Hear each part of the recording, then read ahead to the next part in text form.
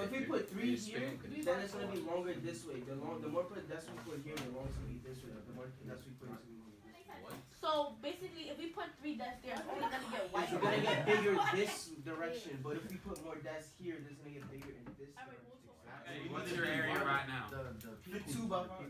Which the area is 10.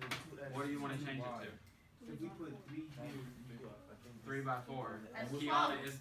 Oh! Backward. Backwards. I have to move this side. Great. If you're at one of these 3, can you all just swivel around towards the board so you can see what's going on up here? Thanks. Are there any combinations that we haven't considered for length and width here, Giannis? But we're going to change the problem slightly. We're going to first, let's write 2 expressions that will help us solve what the actual maximum area could be. What are some equations we can write based on this? Gabriel? The x and the length and the width. What did you labeled them as what? I said x and y. Okay. That equals the desk, and it equals 14. So you're doing that. So what's the equation? X plus y equals 14. And so, whoa. Musa, evaluate. It would be x plus y equals 7. Okay, so Musa says x plus y equals 7. Horland says 2x plus 2y equals 14. Either equation is correct. Why are both of those equations Elijah? Why would both of these be accurate based on what Gabriel labeled as x and y? X and y, x plus y equals 7. Yeah, so if it's 7, then. Oh yeah, so if you take either value of x or y and double it, you'll get 14. And if you just take the single value of x or y, you'll get 7. How could you turn the top equation into the bottom equation? Divided by 2. On Both sides. good. Is there a different equation we could also write to represent the problem we're looking at now? Thinking back to the do now question that we went over. Musa? X times y equals 12. Okay, but I mean, let's just set that equal to area right now. oh, Okay? Because there are several different areas, right? This changed as we changed the desk. So we're going to let area change.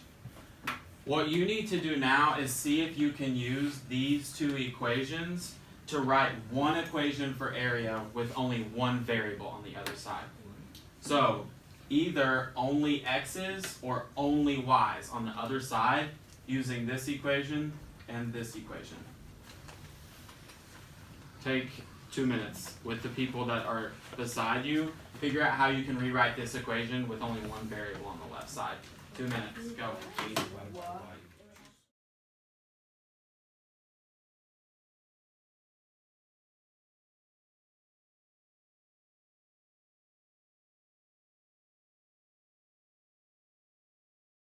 Is correct. Donovan. I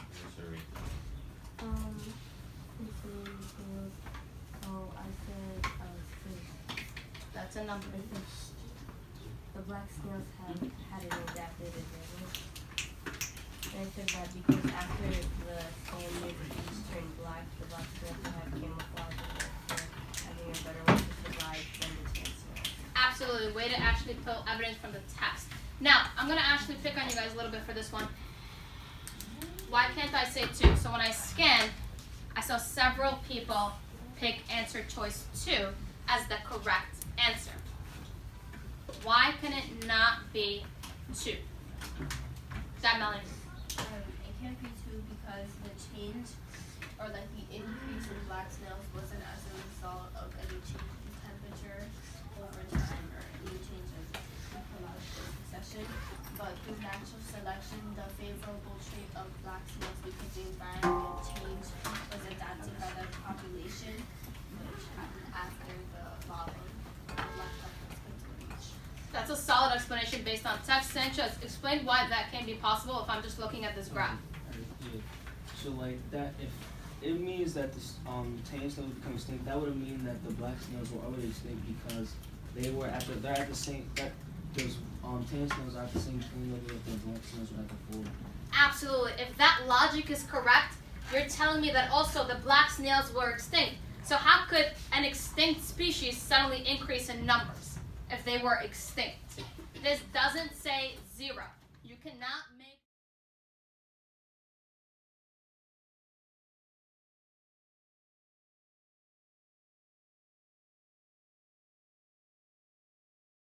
You're starting to do some analysis that we're going to do now. So what would really help this discussion is some evidence. So I'm going to give you time to collect it. We're going to close with discussion of these two brand new characters, Myrtle and George. The analysis of those two works together though, so we want to do it together. But I want to give you the chance to find that evidence first.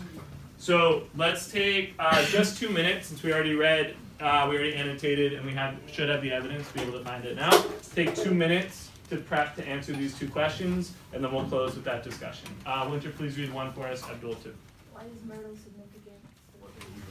Good, so thinking not just about the characters and who they are, but being a little more analytical than that. Why does Fitzgerald include these characters in the book? What kind of argument or commentary is Fitzgerald trying to make through the appearance of these two brand new characters? So 2 minutes, let's collect evidence, at least one for George, at least one for Myrtle, and then we'll close with that analysis. What theme did we put in our theme bank the other day? Someone with a hand up.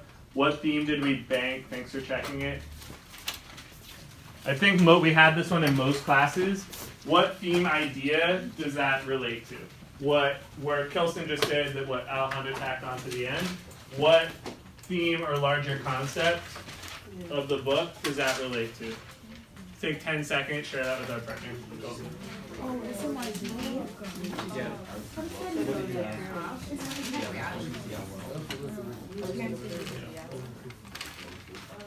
Appearance.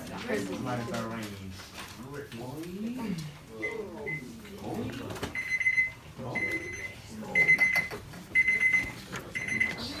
Okay. Most of us have it, I think, but Winter, what did you connect this to? It's the appearances versus reality. Yeah, and why? Because everything appears to be, like in the time of the Roaring '20s, everything appears to be very wonderful and successful, but there's the other side, a side of wealth, but there's the other side where people don't have that same wealth as other people. Yeah, great. And that we can relate to the people as well. So thanks for making that point. We're going to talk about George and Myrtle in a second and close out there. Camille, last one. It kind of adds on to what we were talking about, but I said also you can see that he said Fitzgerald said stuff like a sort of like isolation, like that you can see between that Valley of Ashes and then West Edge and East. Because on Where are you, Camille? Looks like you're about to give us a 24, great. Second paragraph. Says the Valley of Ashes is bounded on one side by a small foul river, and then the drawbridge.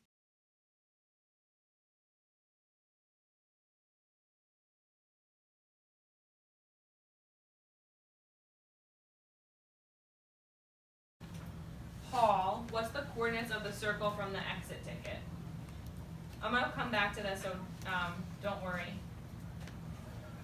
After we got to this equation, what should folks write down for the coordinates?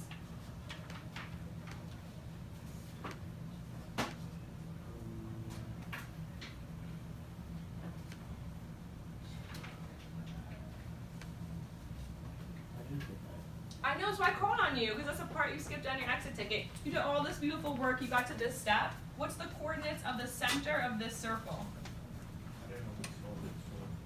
Well, we're looking at it now, so what do we think? If we've got x plus 3, y minus 2, what would the coordinates be? Okay.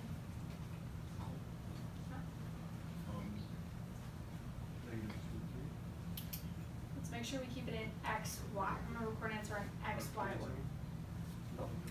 Alright, we're gonna get some help and then we're gonna do another one, so listen carefully. Joseph? -3 positive. Explain. Because you switch it stuff. If it's a negative, it becomes a positive. If it's a positive, it becomes a negative. Okay.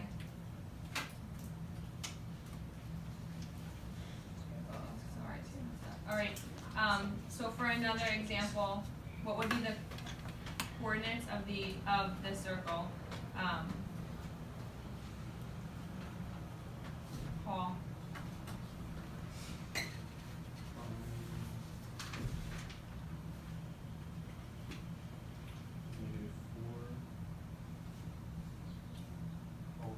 Yes.